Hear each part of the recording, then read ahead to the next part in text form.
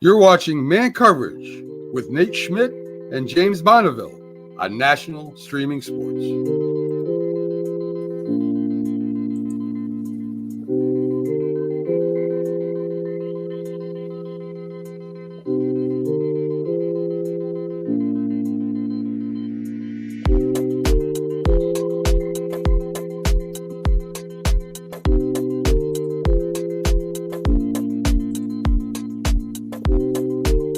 There we go. Now I can hear. Whew.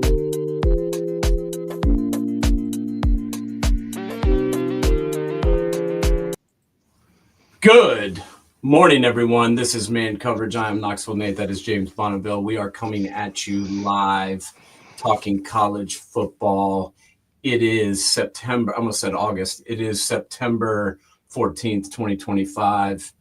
We are in week number 3. We are coming to you from Knoxville, Tennessee, the scene of the crime, the game that was yesterday. We're going to dig into that in full detail, as well as the rest of the slate of games from yesterday afternoon, evening, morning, Thursday, Friday, you name it. James, how the hell are you? I'm good, man. It's been a freaking week. Holy crap.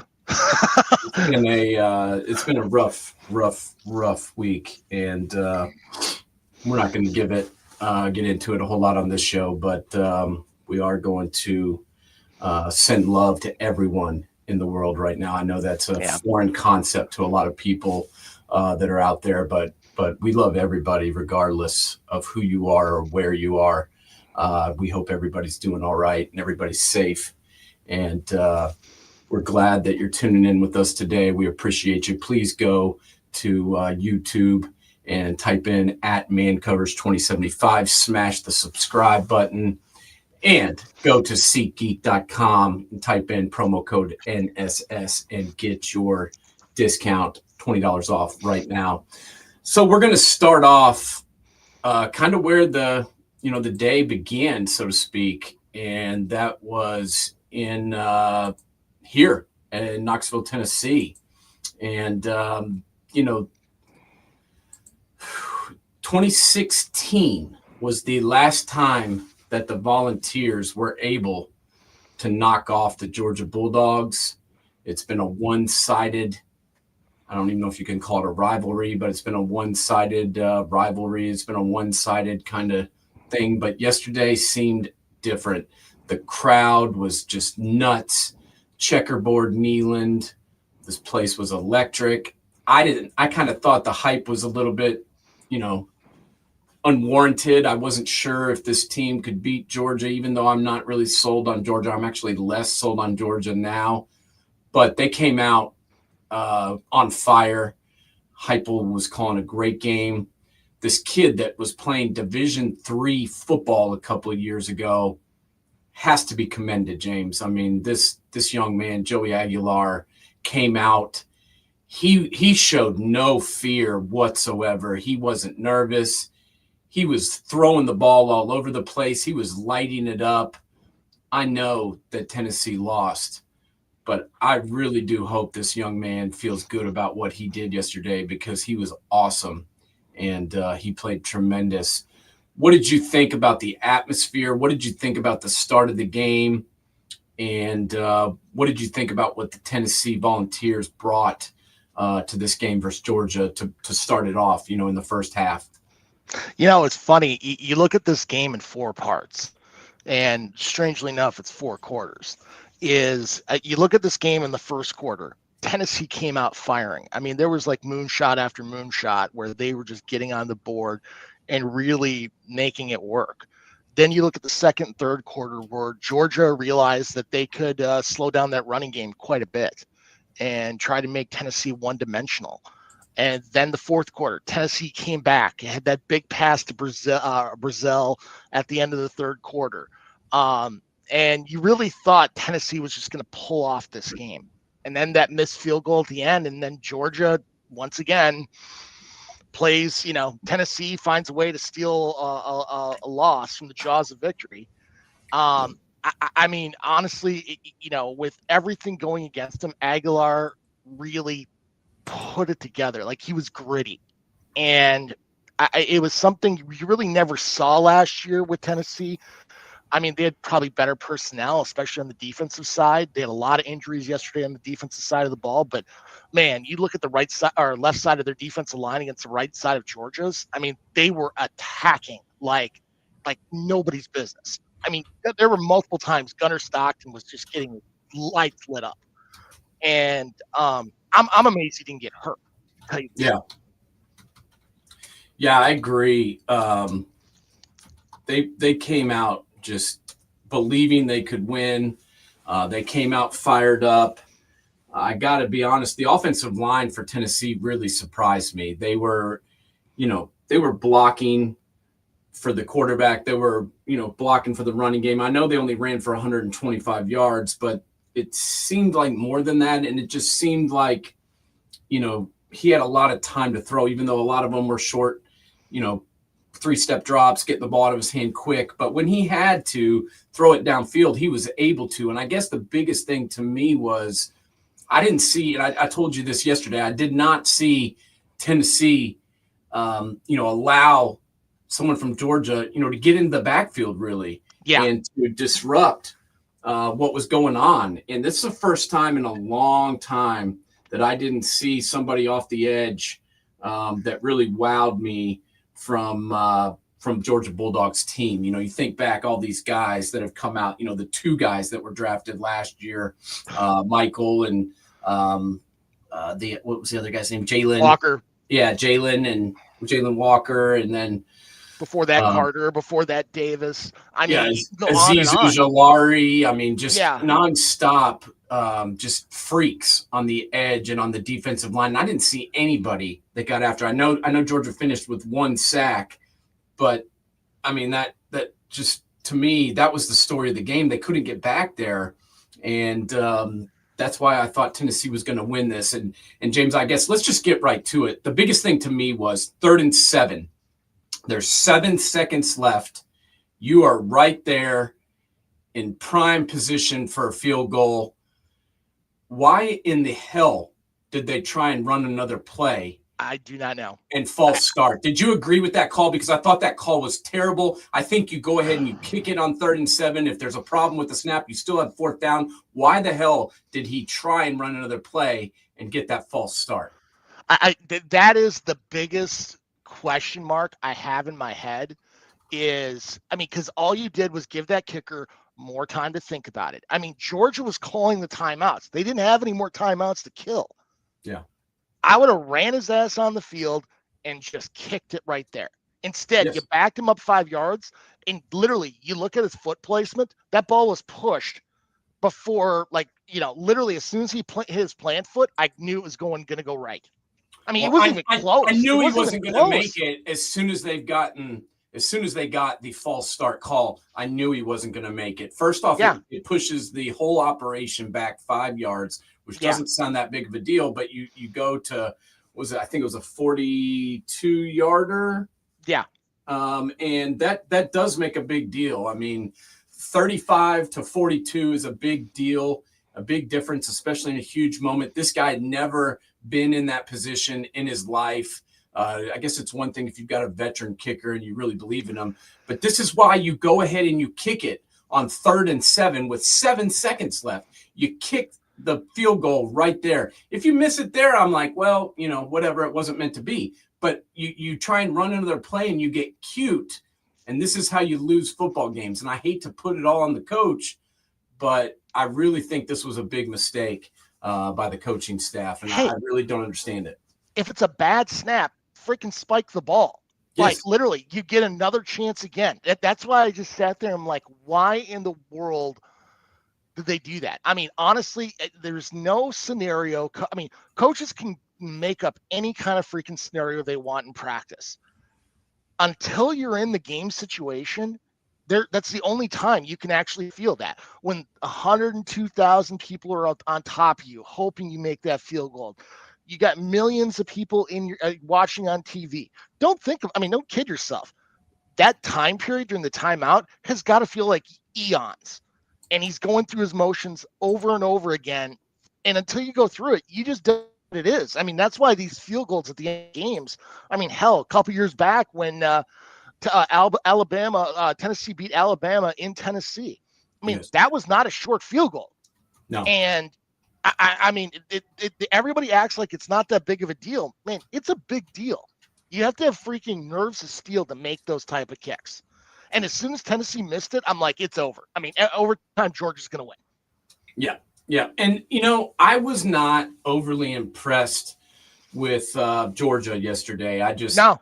They came back strong in the second half, especially the fourth quarter, and really, would not go away. And they should be commended for that. And, every time I thought, man, this Gunner Stockton guy just doesn't have it. And I think, but he's gritty. But he never quit. And, he finished 23 of 31 for 304 yards, 2 touchdowns. He ran it 13 times for 38 yards, and including negative yards plays, and ran in a touchdown. So I do have to give him some credit, dude. He's not scared. He's a pretty steady force back there. I guess I get it why they wanted to go with this guy, but I'm not overly blown away by Georgia. I mean, there's no one on that team that just like scares the crap out of me. Zachariah Branch showed some flashes. He's a pretty good player. I don't understand either why they don't run Nate Frazier more. I think he's their best running back. What do you think about their offense, James, and who scares you on their offense? I mean, really nobody. I mean, not Frazier, Branch could. I just understand why Branch went to Georgia. It wasn't a good fit because at USC, all Lincoln Riley was doing was making him run fly patterns and return kicks. And there's a lot more to his freaking game than just that. I mean, it was good to see that Mike Bobo was actually running a slant and an out pattern for Zach Branch because he can do it. But Georgia's not known for the passing game. But their running game, Frazier's good. He's just usually a little loosey-goosey with the ball. He doesn't do 3 points like he should. I mean, holding onto the ball, he's had that fumble issues, but he's the best thing they have. But you look back over the years of Georgia football, there isn't a Ladd McConkey on this roster that's going to get those gritty yards. They don't have that tight end like a Brock Bowers or, go through the list. There is nobody on that roster who has it, or a Nick Chubb, a Swift. They don't have that running back either. So it's just like they're trying to freaking make things happen any way they can. And then you look on the defensive side of the ball. I mean, you got to go back to the Jim Donnan era before you had a great DN coming off the edge. I mean, they always had that good front line. Who do they got? KJ Bolden and what else? Yeah, their D-line doesn't really scare me like it usually does. I mean, if you look back last year, the 2 games that Georgia played Texas, Georgia won both of those games because of their edge guys. Because of Jalen Walker, because of Michael. I mean, those were the reasons they won, because they could not be stopped coming in off the edge and disrupting what they're trying to do, timing wise, what they were trying to do, throwing the football. If they had to, sit back there, Georgia was just so good on their defensive line. Think back when they had Jalen Carter, Jordan Davis, and those guys. I mean, those guys were a freaking amazing force. And I just don't see that anymore. No. And that's why I thought this might be the year. So now Tennessee has not beat Georgia since the Hail Mary in 2016. It kind of seems like Georgia is now the Florida for Tennessee. They just can't seem to beat them. And I thought yesterday was their best chance because they were the better team, James. Tennessee dominated this game. When you've got your foot on their throat, choke them the hell out. Yeah. That's why. And there are so many times that Tennessee could have taken them out and they just let them back in. And when you let somebody back in, you give them freaking hope. Yeah. I mean, calling Georgia a top 10 team, they don't play like a top 10 team. No, I don't think they are as good as they have been in the last few years. And I think, they're going to be ranked up there, but I'm not sure they're a top 5 team. I don't even know if they're a top 10 team. We'll have to see how they play the rest of the season. However, it was huge to come into Knoxville yesterday and get that win. That was impressive, the way that they didn't quit, the way that they kept fighting, and the way they clawed their way back into it. I mean, they're down 8. Yeah. In the fourth quarter with a drive going, and it's like they've got to score and get 2-point conversion. Well, they scored. I think they scored on fourth down too, didn't they? Yeah. I think they scored on fourth down, and then they picked up the 2-point conversion pretty easily with that slip out to Branch over in the left side of the end zone. That was not good coverage. I mean, I knew the ball was going to him, so you would think that Banks would know that. But rough day for the Vol fans around here. I feel bad for everybody. They were so excited. They were so ready to see a win. It was like they were going to – it was almost like the fans and this whole community was trying to will the team to victory, and they were damn close in doing that. And it was a great atmosphere. It was a great game as long as you weren't a Vol fan, because if you're a Vol fan, you probably didn't like that ending. But still, and this is the last question I've got for you on this game. Where does Tennessee go from here? Can they use this game to push forward? Do you think they fall apart after this? What do you got on the balls going forward, James? The question is, who's running that locker room? I mean, I think that's going to be the biggest key is, I mean, you look at like Ohio State last year after the Michigan game. It was the Jack Sawyers of the world that stepped up to propel this team. Heck, you go back to Tim Tebow's junior year, that loss to Ole Miss.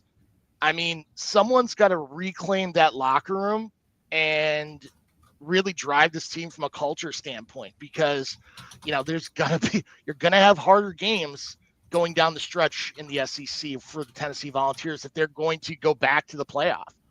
I mean, if they don't put, if they don't put something. Do you think this team is capable of being a playoff team, James? Yeah, I do. You do. You think Tennessee?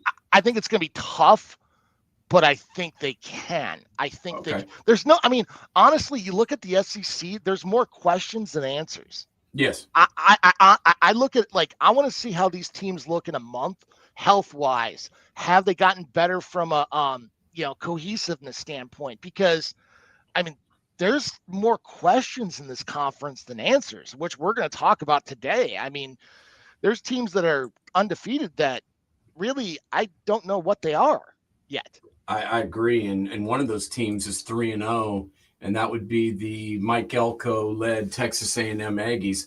This is another game where I really felt like Notre Dame was the better team. There were times where A&M was leading. They were able to get plays. Le'Veon Moss was able to run in 3 touchdowns, which was very impressive. I like that kid a lot. I got to be honest, I'm not the biggest fan of this quarterback, Marcel Reed. I get it. He had the pass that won the game, and, by God, give him credit for that. But 17 of 37, James, with an interception. He was shaky to me, and I felt like, I don't know if he's the answer that's going to get A&M over the hump.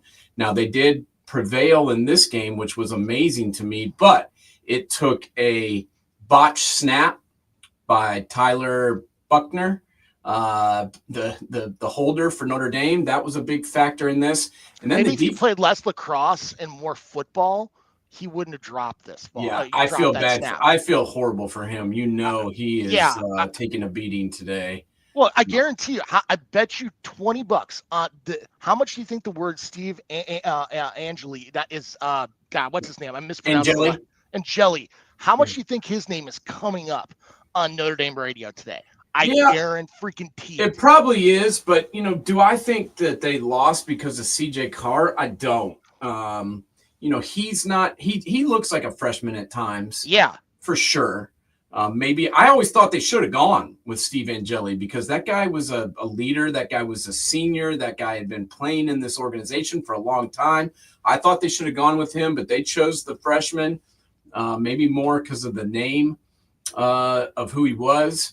But, I don't think it was CJ Carr's fault necessarily. But the defense played, you think, did the defense play good, giving up 41 points? I mean, at times they played all right. But, think about it yesterday. 4th down. It's 4th and goal from the 11. And really, I mean, the coverage was there. It wasn't terrible coverage, but they pick it up on 4th and 11, 4th and goal from the 11 to win the game, and then obviously kick the extra point. James, Irish are now 0-2 to start the season. Plus, they're not in the conference. How bad is this for Notre Dame to start this way, and what does it do to their confidence, and where do they go from here? I honestly, you look at the rest of their schedule, the hardest game they have is going to be what? Home against USC. They don't have that showcase win.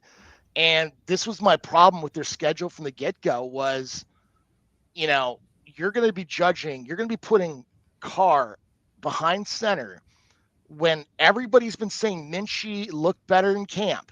And a lot of people thought Minchie was going to get the job. And now you're going to have division within that freaking organization. I mean, they got Purdue next week at home. That should be a win. But with Notre Dame right now, I mean, that's another team, their locker room. I don't know what they are. I mean, honest to God, I mean, they when they made mistakes, it was a really bad mistake. I mean, how many explosion plays did they let up to Texas A&M yesterday? I mean, it was just – it was a hard game to watch, in all honesty. Wasn't it for you? Well, I enjoyed the heck out of it just because I didn't care who won. So to me, it was kind of fun because I liked the back and forth because I was like, I really didn't care which team won, which is not usually the case with me. You know me, Yeah. I always pick somebody and go with them. But for some reason in this game, I just didn't really care who won. So I kind of enjoyed it. But yeah, I was just kind of like, wow, this is there's some sloppiness to this game that feels like it shouldn't be there. But Notre Dame's got more answers on the outside than I thought they had, and their wide receivers are a little better than they have been. The last couple of years we were just kind of like there's nobody to go to. Well, they have Great House now who played really well in that national championship game and down the stretch. He had a couple of good grabs last night. Jeremiah Love has proven to be a good wide receiver. Malachi Fields is a guy that can play ball. Eli Reardon, the tight end, is a solid football player. So this is a team that has two of the best running backs in the country. One of the, probably them and Penn State are the two best tandems in the entirety of college football. And then I like some of their weapons on the outside better than I used to. So I feel like this is a good football team, but giving up 41 points at home to Marcel Reed and Texas A&M, that concerns me, and I know it concerns Marcus Freeman. James, what do you think they've got to do to get this defense right? That's the hard part. This is the hard part of watching this game is when you hear the names Texas A&M and Notre Dame, the first thing you think of is their defense, not their offense, their defense. And to see both these teams give up 40 points, that's hard to watch. Now, from a recruiting standpoint, I'm not going to lie. You look at their 2025 class, they're building it up. Like you're seeing some names from the past that you haven't seen before, like family names like Anthony Sacca, Cam Herron, Elijah Burris, Plaxico's kid. I mean, you go through the list. Yeah. There is a ton of guys. James Flanagan. They got Jerome Bettis's kid. They've got Urlacher's kid. They've got tons of legacy guys. Not necessarily Notre Dame legacy guys. Some of them are, but just like NFL superstars whose kids are going to Notre Dame. So Freeman is winning the recruiting battle, but it looks like he's kind of losing the X's and O's battle, James, on the field. I mean, am I crazy for saying that? I agree. I think I don't think they've done a good enough job in recruiting on the defensive side of the ball. I mean, you gotta win. If you're Notre Dame, you gotta win the front seven. Periodically they'll have good safeties. Cornerback, it's more hit miss than hit, but man, it just they've got to be better. They cannot give up 40 points and make it a shootout game. They will not win games. No, and that was a brutal loss yesterday at home in front of the Irish faithful. I know their fans were, it's kind of like here. It's you had the fan support here in Knoxville. You thought that the Vols were going to use that to push forward and find a way to win this game. I kind of thought the same thing in South Bend. I thought they would use their fans, use the momentum, and they just couldn't do it. And that to me would be concerning if I was the coach of both of those teams. What happens when you're on the road? You can't close these games out at home. How are you going to do it on the road when everybody's against you? That to me would be concerning, to say the least. And talking about concerning, let me tell you where the concern is going nuts. And that would be about 3.5 hours from here down in Clemson, South Carolina. Okay, this is a game, James, that I thought Clemson was going to win because Georgia Tech was dominating it. Georgia Tech was winning every facet of this game. And I look up and they're losing 14-13. And I'm like, whoa, how are they losing? I'm like, they were just dominating Clemson for 3 quarters almost straight. And I'm like, how on earth are they losing by a point? But Coach Key has just done a tremendous job with this Georgia Tech football team. I mean, talk to me about this guy. I mean, this is not the first. This is what he said after the game. He goes, I'm not sure, why you guys are so surprised. This isn't the first time we've done this. He has now won, 7 games against ranked opponents, which hasn't been done in Georgia Tech football in a long time. And kudos to quarterback Haynes King, too. That dude is just a football player, bro. I'm so impressed right now by this quarterback, this coach. What do you think about Coach Key, James? When he got the job, I remember we had the show talking about the new coaches, and I would have ventured to guess he was the one that was going to struggle the most. Just because, Georgia Tech doesn't have a great NIL game. They've always been behind in the ACC, which now it's even worse because of the Big Ten SEC dominance. And you look at what he's done when he brought Haynes King in, the transfer from A&M. All I heard was how ballyhooed this kid was. And he never got a chance to show it in College Station. He gets to Atlanta, and, man, if the game's a 1-score game and he's going up against a ranked opponent, freaking buckle up, because that last fourth quarter is going to be a freaking hell of a game to watch.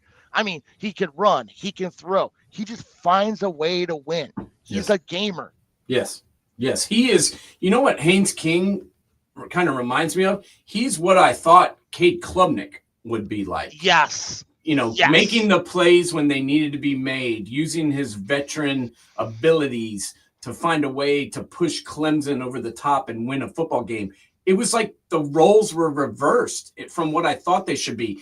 Not to mention, how many teams have a Texas A&M quarterback running the show for them now? It's like everybody's starter is some dude that used to play for Jimbo Fisher. But, 20 of 28 for 211 yards, 25 carries for 103 yards. This guy is not only gritty, but he is tough. Like I said, he's just a football player. He doesn't care what he has to do. He may not be the greatest pure passer in all of college football. He may not be the greatest runner, but he will do. He's just kind of like, he's got that little stutter step. He's got that ability to find blocks, to wait for blocks, to be patient. That patience is the word I guess I'd use for him as a runner. He's not he's not Michael Vick back there, but running for 103 yards because he's able to know where the play is supposed to go. He's able to read blocks and find seams to get the necessary yardage. Kudos to this game plan. I thought was tremendous, and I thought the execution was very good by Georgia Tech. Well, what I don't know is, first off, let's talk about this. Where do you rate Georgia Tech right now in the ACC? Where do you put them amongst all of the teams in this conference? Because I'm not 100% sure where I throw them. Are you talking about Georgia Tech or Clemson? Georgia Tech. Honestly, you look at their schedule right now. There's a realistic chance they could become a playoff team if not playing in Charlotte. This schedule is not that bad. So you would rate them towards the top of the ACC is what you're saying? I would. Haynes King, you look at their schedule on the way out. Temple at Wake, home against Virginia Tech, at Duke, home against Syracuse, at NC State, at Boston College, home against Pitt, Georgia. Who are they going to lose to? Georgia? Maybe? Maybe Georgia. And they play them at home. But if they play like they've played the first 3 weeks of the season, they should not lose. I mean, I will be shocked if they lose a game down the stretch here. I mean, honestly, if you take the Georgia game off, NC State and Pitt. Yeah, but NC State. That's the thing. I look at this and I'm like, I'm like, the schedule is not that difficult, and I think you're going to see them in Charlotte with a very realistic chance of going to the playoff. I when you first said that, I was like, "Is this guy nuts?" But now that I think about it and look at their schedule, I could see that happening, and nobody would deserve it more than this quarterback and this coach, because these guys have put the work in. These guys have built this program up, together over the last couple of years, and it was just they were the better team yesterday, James. They didn't figure out a way to magically win this game. They were the better team. We talked about the Tennessee game, so I guess we should talk about it here. What did you think about the sequence at the end of the game where they rushed out there with the fire drill to kick the field goal from 55 yards? You know what's funny is when Georgia Tech got the ball back, when it was tied for that final drive, there was not one doubt in my mind Georgia Tech was going to win that game. Not one. Where Tennessee was hoping to win. Yeah. And they had the shorter field goal. Yeah. Where Georgia Tech, it was just inevitability. You just knew it was going to happen. Georgia Tech against a ranked opponent, buckle up. Yeah. No, I agree with you. I felt like Georgia Tech was going to win. And even when they lost some yardage there and made the field goal pretty lengthy, for some reason, I just still felt like they were going to win.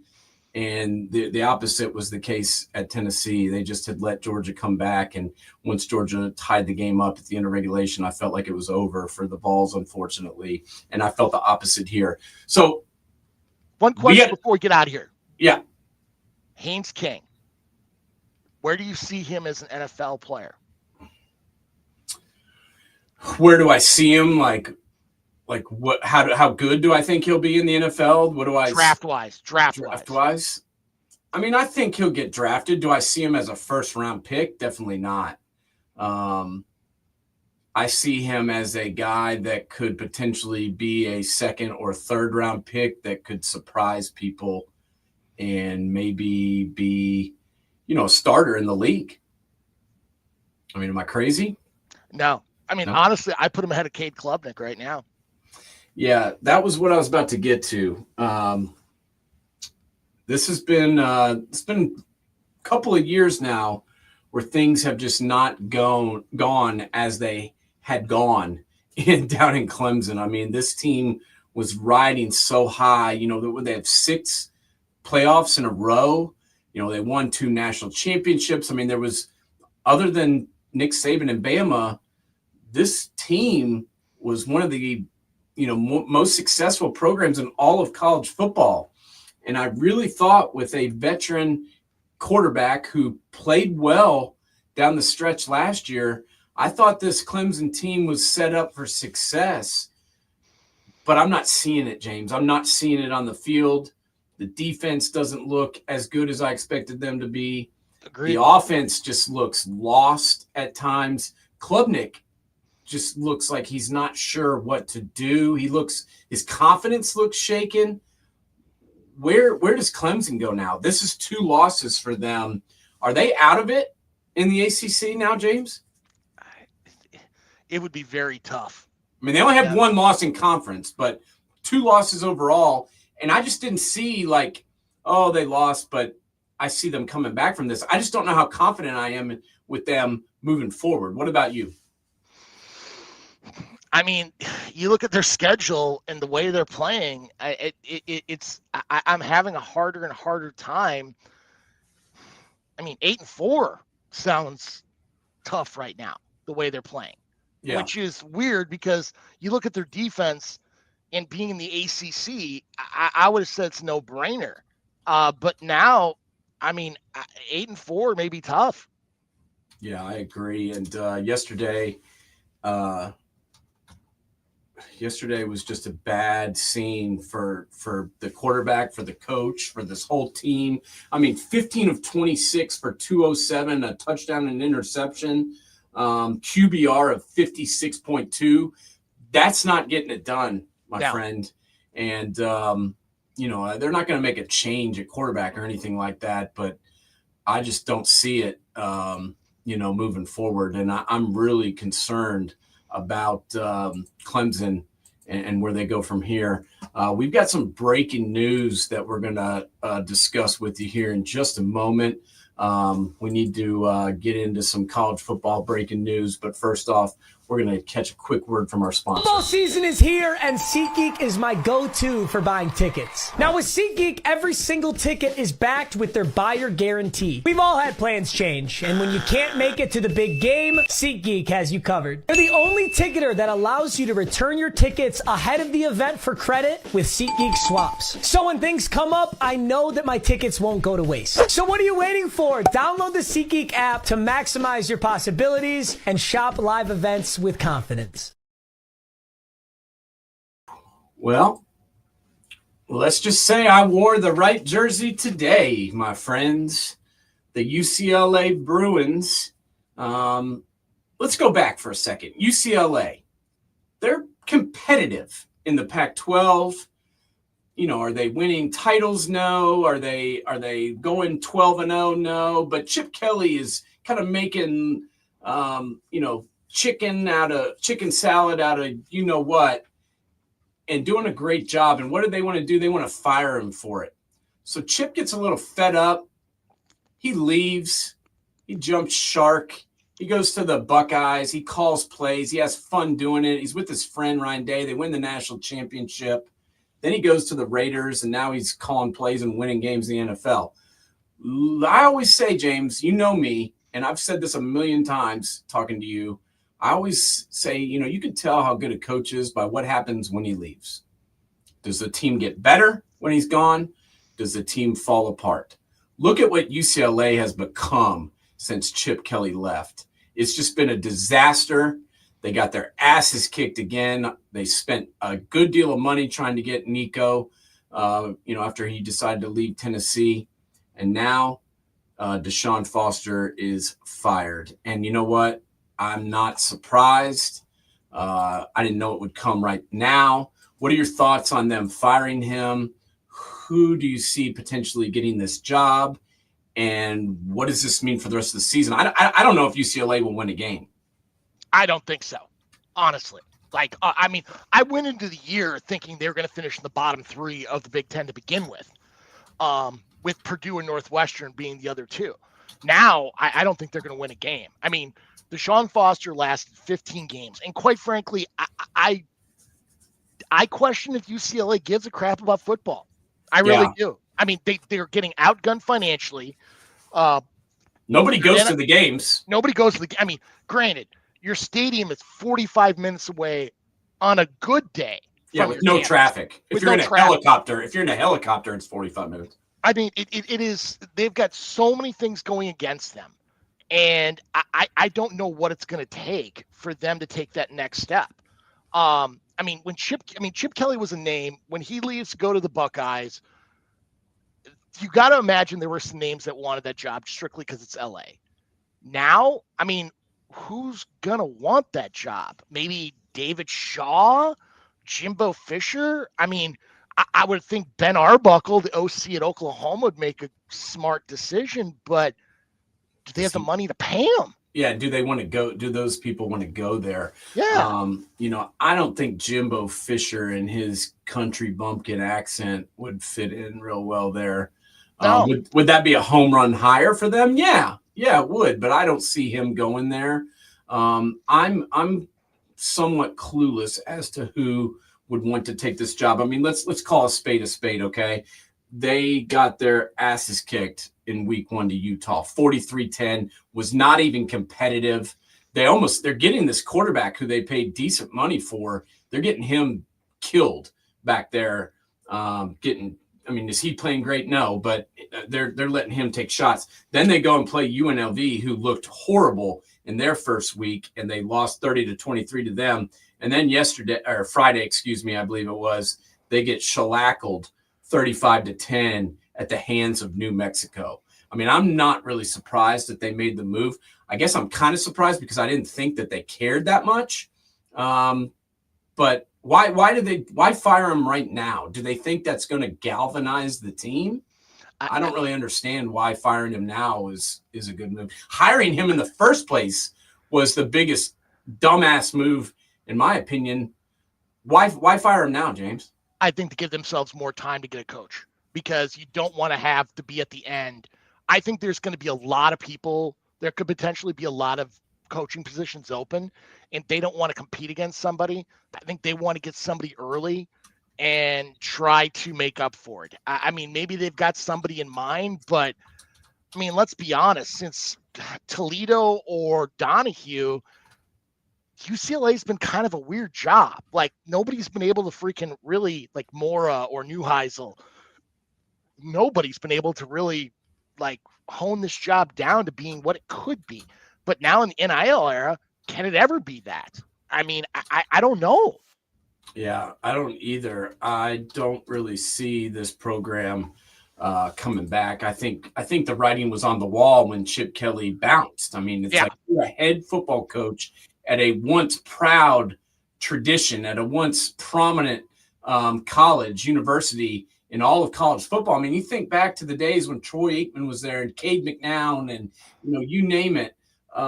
They were a pretty good program, and now it's just a S show, to say the least. And I'm not sure who would take that job. I guess I agree with you. I think probably why they did it was if they figure if they can get out, on the market first, maybe they can lock somebody down.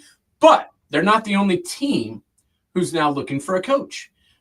In fact, Virginia Tech has also fired their coach after an 0-3 start. To be honest with you, I'm not surprised at this at all. Getting blasted yesterday by Old Dominion. It was embarrassing, James. Virginia Tech football has been embarrassing for the most part since Frank Beamer left.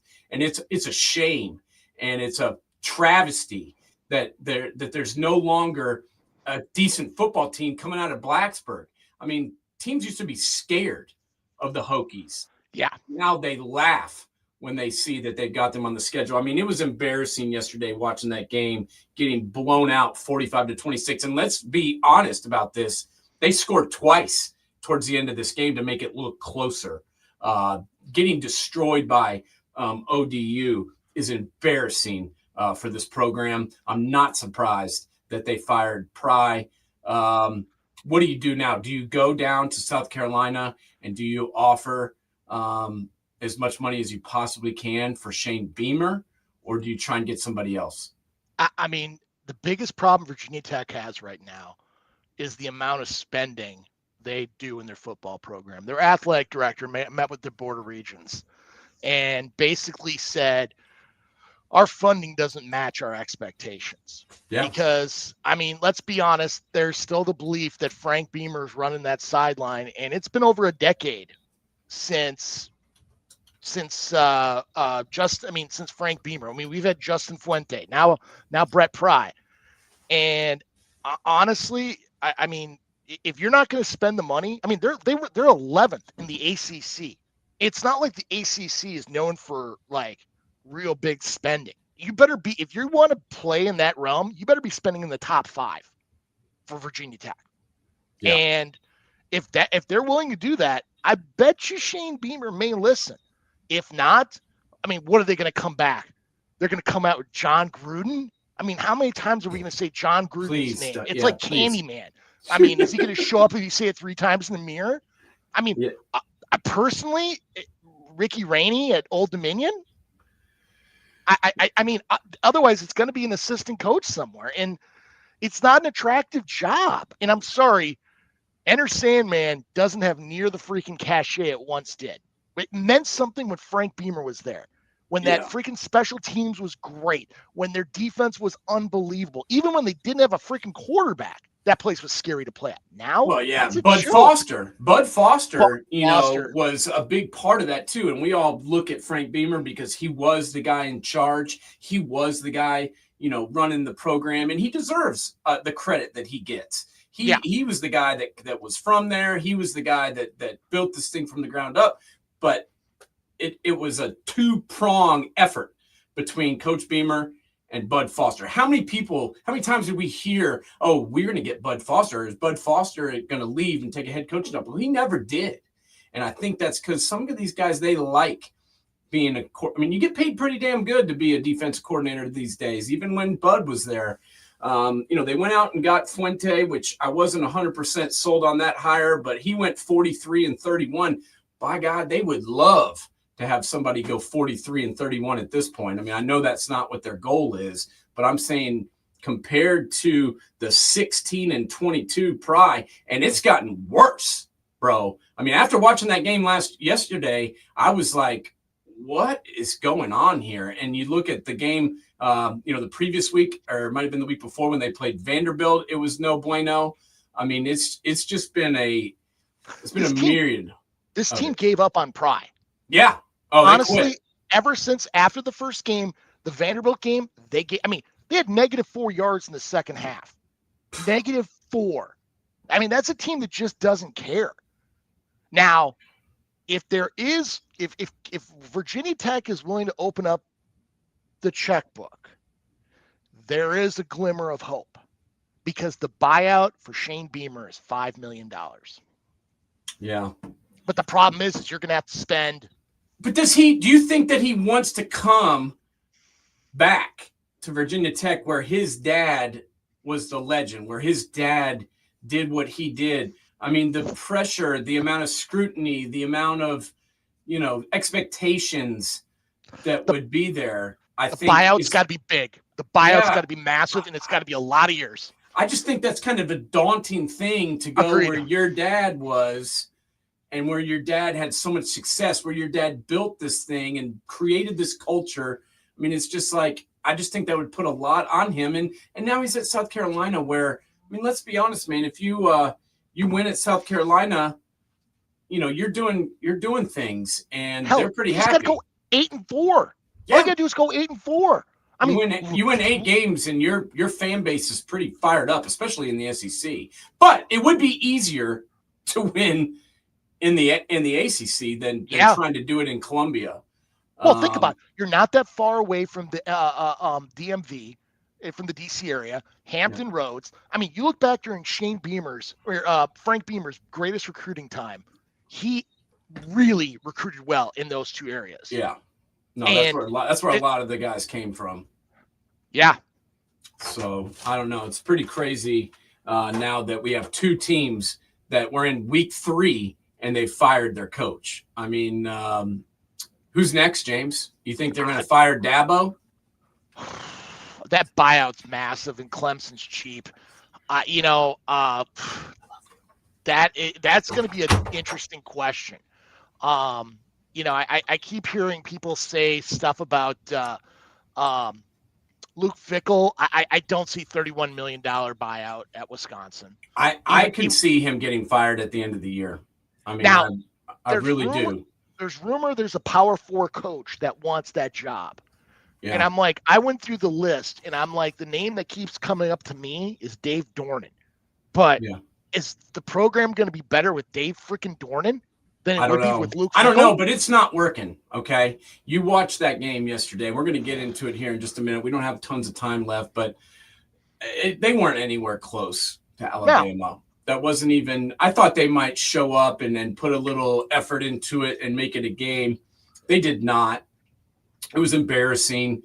Barry Alvarez is probably embarrassed by what is going out there on the football field every Saturday from the Badgers. And this is a coach who had a lot of success at Cincinnati, James. And I thought he might be able to win. But the guy – look at who they fired.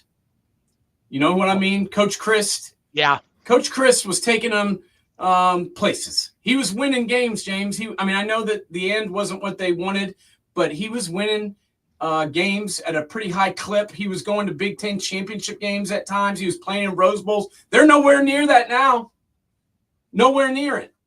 So I just don't think he's going to survive this year unless things dramatically improve. And I don't see them improving because of their roster. They don't have a decent roster to fight the rest of the way. So I think they're in serious trouble. And I think Coach Fickle's probably maybe not going to be next, but I definitely think he's on his way out the door. But it looks like teams aren't waiting around to pull the trigger at the moment. They're firing coaches after week 3. And I don't blame them, man. I mean, it's a big business right now. You've got to pay to play at this point, and I understand it. One guy who also got brought in to win, and we haven't really seen it so much, is Brian Kelly down in LSU. I thought yesterday they might slip up. I thought they might have a problem, winning against Florida. I thought Florida might come back after, that horrific loss last week. But LSU played pretty solid, man. They've got this defense figured out. They even lost Weeks in the first, I think it was one of the first plays of the game. Yeah. And to lose him and to be able to play the way they did on defense, 5 interceptions, this LSU defense is for real, James. Yeah, I mean, honestly, DJ Lagway did not do himself any favors yesterday. And it should have been worse, but you look at Florida's defense stepped up the best they could. I mean, this could have been a blowout very well, but I mean, freaking Florida's defense hung on for dear life, and LSU takes the victory. Yeah, only giving up 20 points to Nussmeier and company. Yeah. is a great effort by this Gators defense. But that is another coach here, James, who may be on his way out, and that's Billy Napier. Yeah. I know these last 2 weeks have been tough. They've been close games, but USF isn't who we thought they were, or at least certainly didn't look like it yesterday. So what about the Gators? I mean, their schedule gets harder, if you can even imagine that. They have one of the toughest schedules in all of college football, and they are, I mean, after what I saw yesterday out of their quarterback, I am concerned, to say the least. I don't think he makes it to the end of the season. Do you? I think it's just I think if they get blown up by Miami, I think he could be gone. Yeah, I do too. I think it's history for Billy Napier. I never really liked that hire to begin with. I didn't think it was a good culture fit, and now it's just getting worse and worse every game. You know what's funny is when the LSU job came open, it felt natural that Napier was going to get that job. And when he didn't even get interviewed, that told me something. Yeah. I mean, that you would have thought it would have been just natural for him to get that LSU job. Based on where he was before. And yeah. I mean, just the hype around it, it would be just makes so much sense. He knows the area, knows to recruit the area, everything, and nothing. And he goes to Florida, and look what happened. I mean, granted, Florida's got its own problems. I mean, their boosters are freaking nuts. Yeah. No, that's true. But I think they're going to fire this guy. You fired Dan Mullen. This guy's not even doing Dan Mullen things. So yeah. I got to imagine he's going to be next. To be honest, if you had to ask me who I thought was going to get fired next, I would say Billy Napier.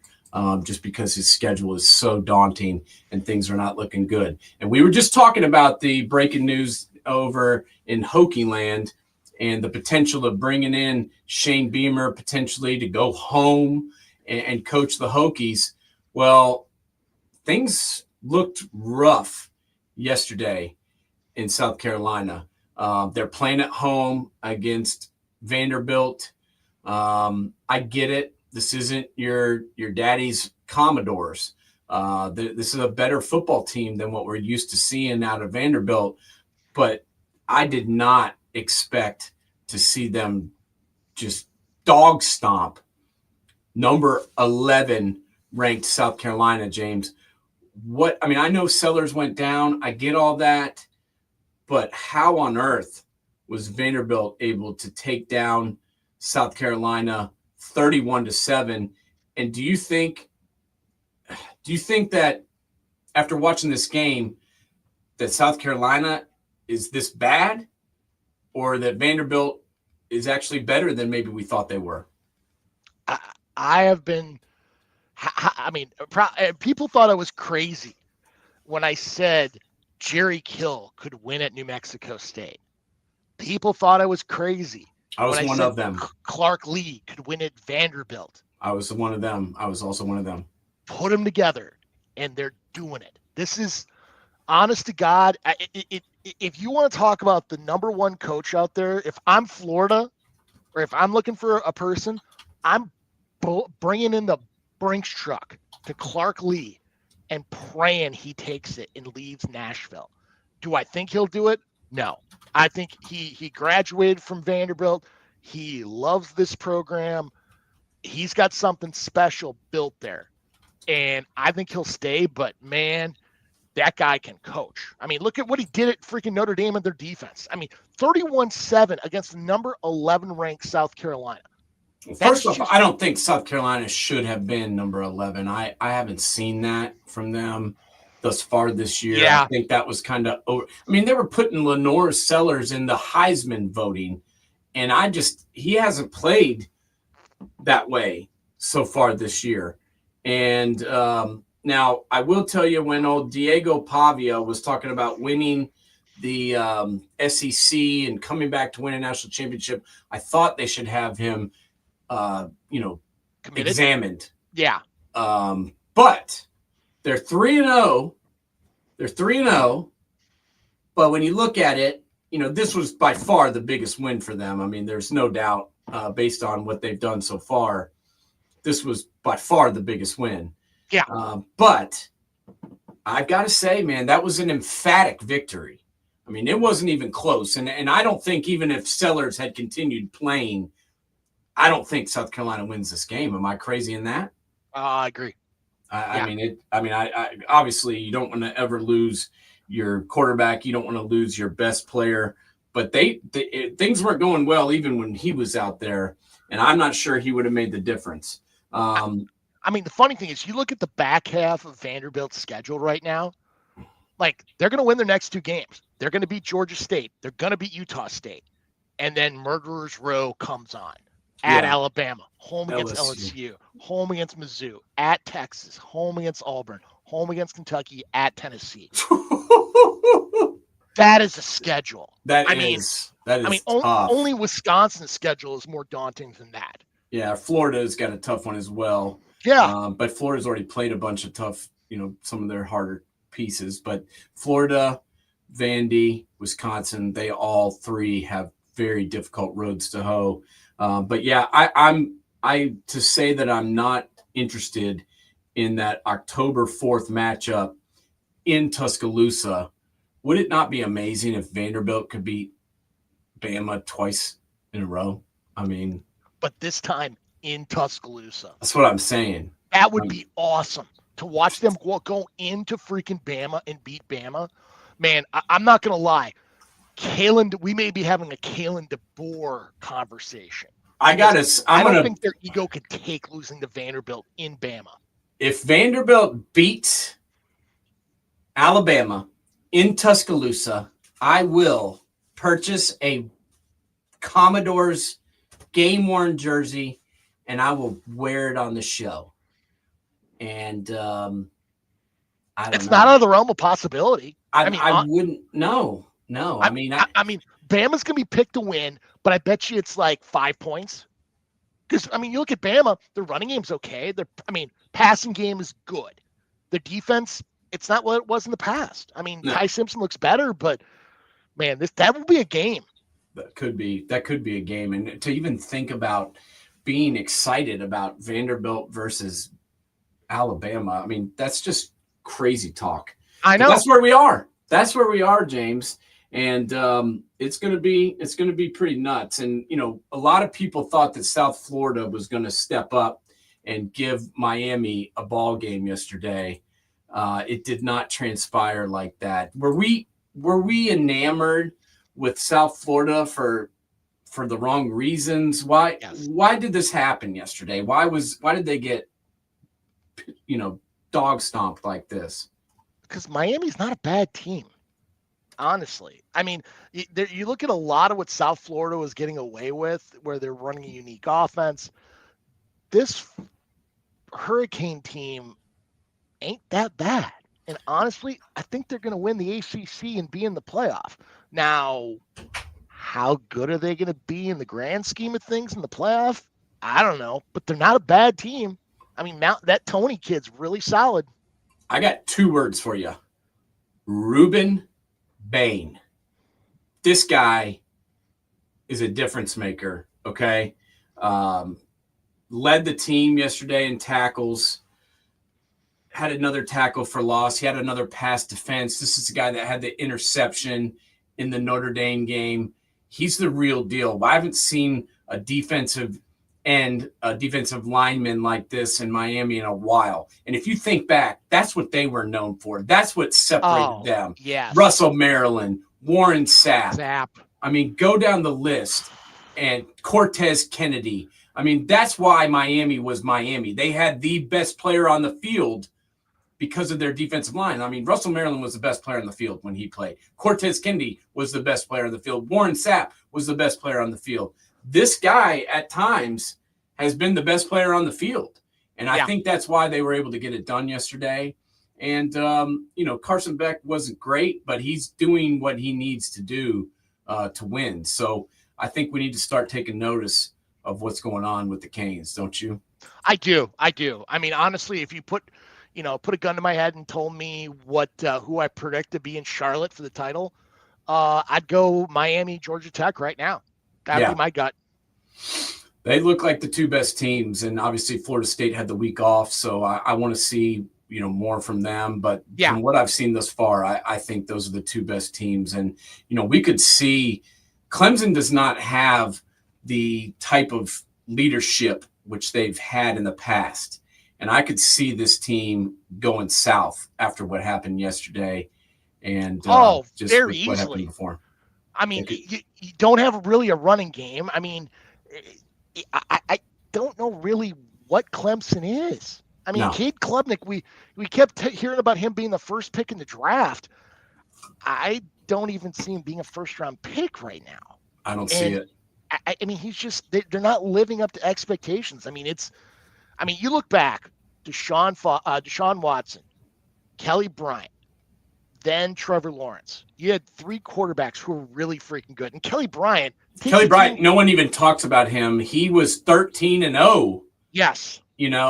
And people just forget that he even played at Clemson. But that guy was a legitimate quarterback in that system. I don't know. You take him elsewhere, obviously at Missouri, he didn't blow it out of the water, but that guy was unreal in that Clemson system and fit right into what they were doing. And it's not looking like that now with this kid. And I had high expectations for him, maybe not as high as some, but I thought he was going to be pretty solid with the experience that he built up and the confidence that he had. He doesn't look confident now.